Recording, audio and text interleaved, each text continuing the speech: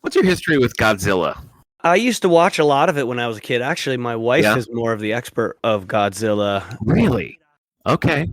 Yeah, like I saw a lot of them when I was a kid. Yeah.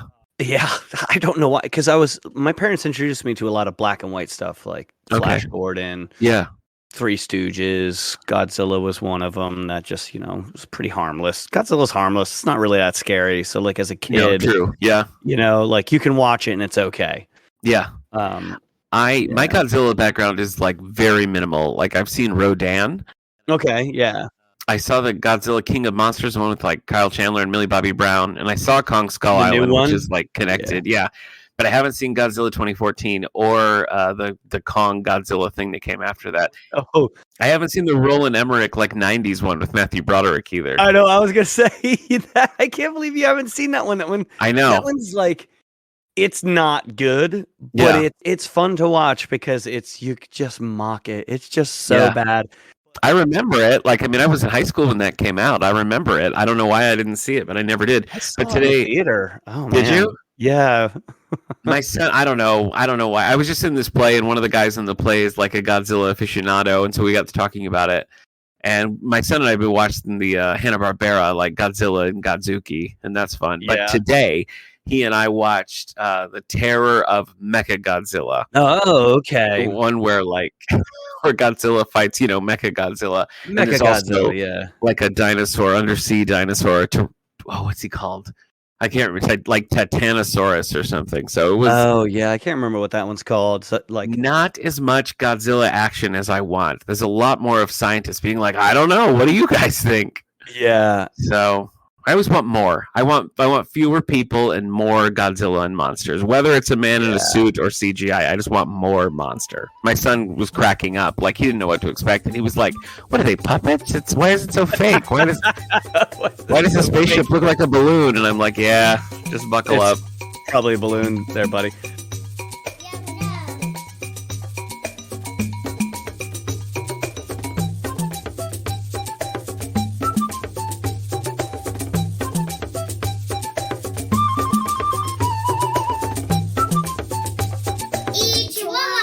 Welcome to This Endorian Life, a Star Wars podcast from the Radio Meanwhile Network. My name is Steve Rudd. I'm Nic and we're following the Ewoks from Return of the Jedi to the Ewok TV movies, the 80s cartoon, and beyond. Today, we are discussing Season 2, Episode 7B, A Warrior and a Lurdo, which originally aired on October 25th, 1986. This episode, interesting, we got a new author here, and I was like, oh, who's this guy? Yeah, right? Written by Michael Dubill. I looked it up. His only credits are Ewoks. He came in as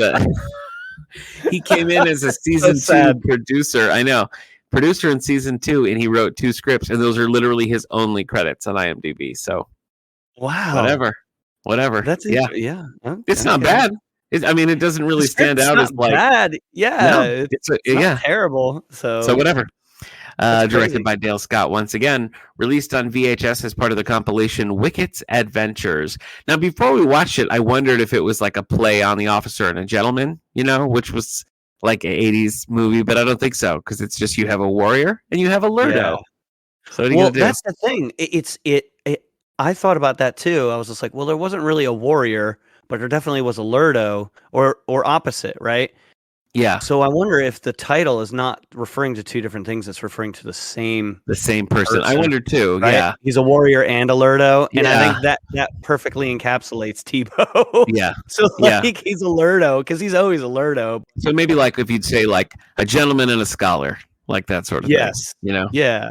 Not about 2 people, not about like Dumb and Dumber, right? Right. So, yeah. Featured cast member this week is Lucille Bliss. Lucille Bliss joined the cast in season 2. She doesn't have a credited role, so I'm not sure which voice she does, though I kind of thought maybe she was voicing some of the little ones because she's best known as the voice of Smurfette, which is a very high-pitched, childlike voice. And I wondered if maybe that's what it was, but I don't know because I scoured the internet and it just says she's voice cast for season 2 without any specifics, so... Probably. Who knows? Who knows? Yeah. So Smurfette's her claim to fame, obviously, but she did return to the Star Wars franchise just once in 2002, voicing the character of Rosada in the video game Star Wars Bounty Hunter. Did you ever play that? I did. I love that game. That was pretty good. that was the game that I really loved playing because you fly around as Jango Fett.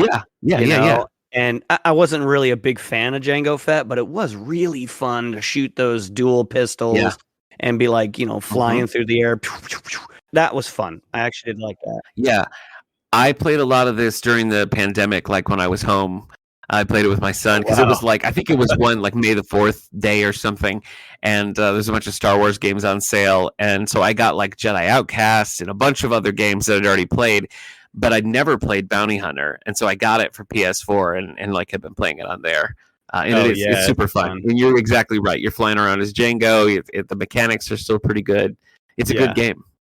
Yeah. That game, it was just like, I don't even remember killing anyone with my feet on the ground. I think it was always like whenever I came down, I just went right back up again. Yeah. So that's what you got to do. It was a good game. All right. Well, tell me about a warrior and a Lurdo. All right. Season 2, episode 7B, a warrior and a Lurdo. After watching, a Lurdo, After watching Chief Trippa wrestle a wild Grounger to the ground and hogtie it, the young Ewoks are in awe of his skill. Chief Trippa says a true warrior teaches others. Wicket believes he could do the same, but he thinks he could teach someone to be a warrior in just one day. Latara laughs. I know, hubris, right? Latara laughs at him and bets that he can't do it, and they shake on it. It's crazy too because he's not even a warrior technically. No, he's not. No, right? he's proven himself inept. It's like me saying I'm going to train somebody to be a doctor in one day. It's just arrogance. If Wicket loses, he has to babysit Latara's baby brother and sister. If Latara loses, she has to sweep Wicket's hut. Latara goads Wicket into Teebo being his warrior by the end of the day, even though Wicket knows he couldn't be one. Later, teaching Teebo about being a warrior, he and Wicket load up their battle catapult.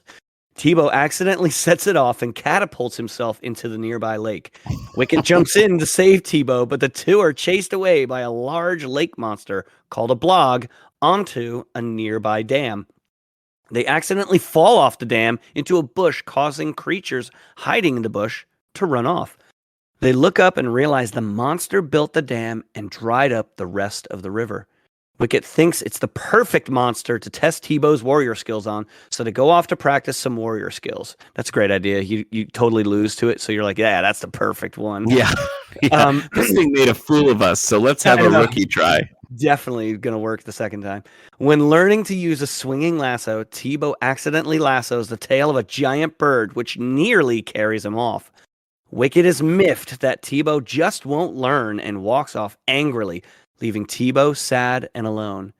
Teebo runs into and nearly squashes one of the creatures that he and Wicket caused to run off earlier by the dam. They introduce themselves as the Tambles, and they need the help of a mighty warrior like Teebo.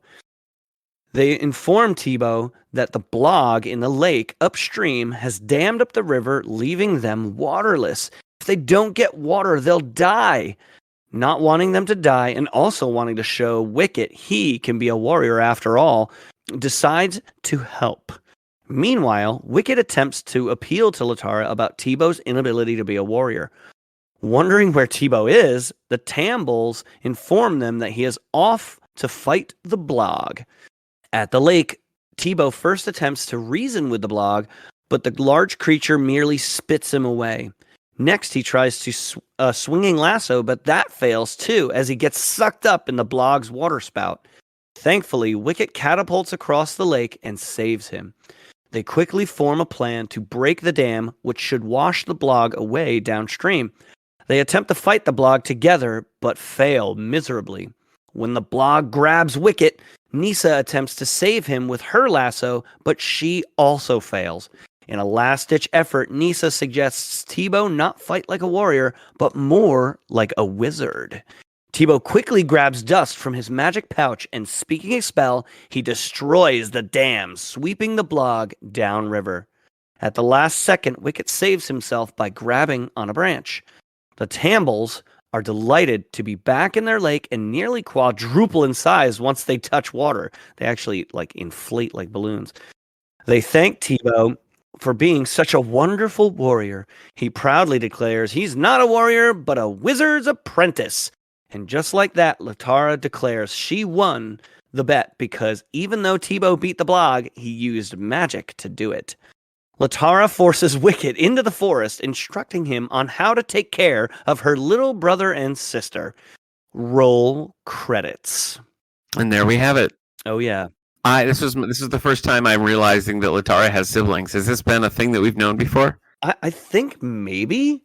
Like, I feel like I've seen those Ewoks before. Okay. Well, they were cute. I liked them. Yeah, they were pretty cute. Yeah. Also fun to see Chief Chirpa in action. Yeah, right. It starts with a big heroic Chief Chirpa scene with him hog tying that. What was it? What was it again? I forgot already. The Grounger. Yeah. It reminded me of the Chief Chirpa action we got in Night of the Gorax. Yeah. Where he was just a young, wild, hip guy. So that was fun. Still got it, right? That's exactly right. That's exactly right. I love the Tambles. I know, right? What a random... When the little one shows up and it's just clearly audio of a baby crying, I thought that was so funny. I know, right? Oh my god! It just made me laugh. and then you get to the pants. They look like what? Chestnuts? I mean, they're just like tiny little. No, they looked to me like severed flippers. Like I couldn't quite tell. Okay. Like what with faces. I wasn't in the southern accent. Like where are the Tambles? It's just like oh geez, come on, man. That started. Yeah, I got to chuckle out of that because you're right. He's so country fried. It's really funny. You know what I thought was really okay. So you know how the Ewoks yell Dangar, right? Dangar. Yeah. So at the beginning of the episode, that's the first thing we hear is Chief Chirp swinging through the trees, with Dangar. Well, Dangar, at least I think it is. But yeah, I think so. In the subtitles, because I always have the subtitles up, especially when I need like names and things like that for the characters. Yeah. It was Endor, and I'm like, what? Like somebody actually thought that was Endor, so I like sat there and listened to Endor. Yeah, like they'll be like swinging through the trees and being like Earth. I was like, what? Like, maybe that's just his equivalent of being like USA. He's just like a super conservative guy. He just really wants to. Yes, he's like, yes, it was northern Dangar. Continent of the southern hemisphere of Endor. Like he just keeps flying. It's like this weird long. Yeah. Exactly. I thought the structure of this episode was pretty fun. I mean, we saw a little demonstration, and then Wicket is too big for his britches and gets goaded into a bet he's going to lose. That's funny. I know, like you were right. Pure hubris, where it's just like, dude, what? Like you're not even a warrior yet. And he was just like, I bet I could do it in one day. And I'm just like, what? Like, oh geez, you've accomplished nothing, my friend. So it's a bold choice. This was kind of, is Tebow like a known idiot? Because I felt like that was sort of the premise here, and I didn't really. Is he? I think he's a known klutz. Okay. All right, I'll buy that. At least absent-minded with stuff and silly. Yeah. And okay. Like there's a lot of times where he's like a slapsticky character where there's like that slapstick humor. Okay.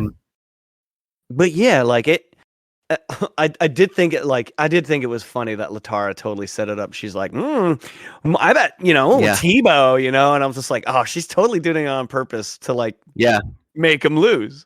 Right. So well, I mean, one thing it does in this episode, like with the writing and everything, it does play on the established relationships, like Latara outsmarts Wicket, and like Wicket plays into Tebow's crush on Latara. And, there's a lot of like moving pieces there that are, consistent with the show. And we don't always get a lot of like character stuff, so as light as it was, I was kind of like, well, I appreciate they're building on stuff that's happened in the past, and it was fun. I watched this one with my son. And there was many laughing moments when Wicket is taunting the what's the hippo thing? What's that one called? The blog. Yeah, the blog. Yeah. And he turns around and like shakes his furry little Wookiee butt or Ewok butt. My son laughed right out loud at that. So, it's a crowd pleaser for kids. So decent, fun, Yeah, my little one would laugh at that too. My 5-year-old. Yeah. She would I'd laugh. file this away as in in an episode that right. File this away as an episode that succeeds in doing what it set out to do, and then it's just be like a light, goofy little story. So good times. This one, we always bring that up, right? Like, was it a Star Wars-y episode? Was it more Ewok-y? But this one was like the last one we watched was good, and it felt like an Ewok show. This one felt like an Ewok show, but felt like a kid's Ewok show. Mm-hmm. Like, obviously geared towards... I thought it was very lighthearted. The blog wasn't really that scary. Kind of set up to be, right? Like, and he just comes over and kind of like spits at them. Or sucks him up, and I was like, "Oh shoot, he's just swallowed Wicket!" Like the end, right? We already name dropped the Smurfs, and I feel like this plays like an episode of the Smurfs as well. Really does. It really does. Just like one of the episodes, it's just kind of like, oh, brainy Smurf, it's too big for his britches. They're not in imminent danger unless they cause it, right? Like they could have just went to the bottom of the dam and started like chopping away trees. Yeah. But instead, they went all the way to the top to like mess with the blog, and it's just like, there's just like 100 different ways they could have approached this and not even touch the blog. True, true, and that's a good transition into our Oak of Arc moment. What do you think the dumbest part of the episode was? Mine definitely was Tebow not using his magic from the get-go when Latara was not even there. Like they could have just been like boom and blew up the dam like they did. Right. And then been like, look at what we did. We defeated the blog. And and then Latara would have had to been like, okay, and that was it. Like, or I was thinking it would have been better if they, they were like on the dam going like, nanny, nanny, boo, boo. And the blog came over to try to get them and like bash the dam and broke it itself. Mm-hmm. I was just like, it was just like, I've had this the whole time. And then he used it. So it was like, for me, like the end of the episode, was it like, okay, Tebow was a warrior or was he not a warrior because he used magic? Right. And if he was a warrior, then technically he would have won the bet for Wicket. Right. Yes. Or like, I thought the same thing. Yeah. Yep, so to me, I was just like, it's just kind of like, I don't know. That aspect of it lost its luster the whole time because like all of a sudden, I guess the peril became real. So Nisa was like, what are you doing? Use your, it's like use what you're good at. Right. So it's like unfair for Latara to be like, wow, he's not a warrior because he, it's like saying somebody like, well, you use a bow and arrow and I use a sword. So you're not technically a warrior. And it's like, well, all right. Well, it kind of, in the early days of this podcast, we'd always say like, what's the lesson or moral, and I feel like season 2, it's like we never have anything to say about that. But I feel like that is kind of a missed opportunity, a message of sort of like, everybody has different skills and talents and we need all of those to succeed, but that's not really there. It's not there. It's not. That's not a point that they're trying to make. So when you're like, this is great. And then they're just like, no, I won. Babysit my kids. I was like, what? And I mean, it works for the funniness of her going through the list of like how to babysit the kids, like make sure they go to bed at this time and don't feed them sugar or whatever, was kind of funny. But for me, I don't know. It's just, again, Wicket. Wicket is a character that I have liked in the past, and he's just this season 2, like smart alecky, like dopey Wicket is just not fun. He's not fun to watch. Link. He's absolutely he is. Yeah, so Tebow's great. Like, he's a clumsy oaf, a clumsy Lurdo, but like, and Nisa's great with her lasso. Like, what is this? The first time she actually failed with her lasso? Yeah, right. I've always come to expect that that's going to work. And then Latara is just, she's Latara. So it's hard not to like her. I guess I just feel like in any cartoon like this, you kind of need like, I don't know, you need the straight sort of heroic character, and we just don't have that, like Mother Babies is Kermit. Like there's you know what I mean? There's nobody sort of in that role. It's just like, it feels like a bunch of side characters. They always win by luck. They win by luck. Yeah. I think making Wicket like cool and someone you want to root for, and having like Nisa be the same would be a really cool little thing, you know. But instead, it's just kind of like everybody's whatever. So, yeah, Wicket's just general dumbness. I didn't think the butt shaking was funny. You know, I was like, this is stupid. I know. It was just like, so I guess probably that for me. Yeah. You know, I think for me, my Ichiwawa moment was when Tebow did finally use his magic dust. I kind of didn't know what to expect, and he like just demolished the top of that dam. Very easily. He really did. So I was just like, yo, you know. So that was pretty cool. It's interesting to me that Tebow seems to have to use magic dust for everything, but Logray can kind of just use whatever, or like the stone in his staff or something like that. As we've established, Logray is a secret Jedi. Yeah, so. I know, like for real. That's interesting that like he needs to use the dust. Logray can just kind of use the Force and maybe some dust. I don't know. Yeah, well, I guess that's the difference between being the apprentice and being the the Ewok shaman. Do we call him a shaman? But I agree with you. I mean, I have the same Ichiwawa moment of just like Tebow finally coming into his own and being like, why am I going along with this? I can solve this problem. I'm going to do it. Yeah. And I like that. You know, I liked the different kind of problem solving there. So yeah, that was mine. I would say, you know, this is right down the middle for me. I'd say like 3.75. Yeah, I was thinking 4. Right like, it was fun, and it's kind of like the last episode where I was just like, yeah, this is a kids Ewok show. Like it just worked, you know, and them kind of like putting themselves into danger again, like needlessly putting themselves into danger, but then it not being real danger this time. Like Endor's not just going to die if they don't make it there in time. So yeah, I thought this one was pretty good. Didn't bother me. Yeah, I agree. Yeah. Pretty decent time all around. Well, we'll see where we end up next week. I can tell you I'm already excited about next week's episode because it is season 2, episode 8, the Season Scepter, and I do believe it's a full length. We'll have to confirm next week, but I believe it is. In the Season Scepter, I forgot what she called. The witch that you know what I'm talking about? The Leaf Queen. Is it the Leaf Queen? Oh, is it the Leaf Queen? Oh, that's right. Yeah. The Leaf Queen. I forgot. Yeah. Yep. Yes, definitely the Leaf Queen. Yep. She's back for one more episode. And that's right. That's right. You know it. You know what that means. That's right. If the Leaf Queen's here, we got to get Crystal Storm back on. So an invite has been extended. We'll see if we can make it happen. It hasn't been accepted yet? Yes, we'll see. Well, when she was here last on mic, she confirmed that she'd come back. So, you know, I think that's a contract in my book. Yep. So, binding. Yes, exactly. The Force willing, we'll be back next time with the Season Scepter and Crystal Storm. So, Steve, I'll see you then. I'll see you then. This Endorian Life was brought to you by the Radio Meanwhile Network. Other shows on the network include 90s Music Got Me Like, Previously on X-Men, and 9021 Here We Go. Share your thoughts on this and upcoming episodes by following us on Facebook or Twitter at Endorian Life, and please rate, subscribe, and share this show wherever you get your podcasts.